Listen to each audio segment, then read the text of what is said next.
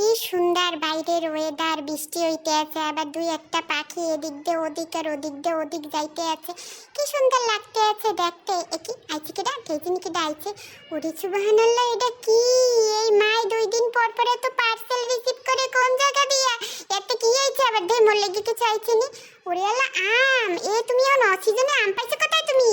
কি আম? কাঁচা মিষ্টি আম। ওরে সুবহানাল্লাহ, দেখো আনে মার লগে এরম পার্সেল খালি আসতেই থাকে। আবার ধৈর্য ধৈর্য দেহে মোর একটু কাটতে দিও। আবার লিচু আইছে, দেখছো? খালি কইছিলে মোর ধরে আম, এখন দিয়ে লিচু আছে। ওরে সুবহানাল্লাহ, ছেলে দাদি একটু টেস্ট করে দেখি কেমন হয়েছে লিচুটা।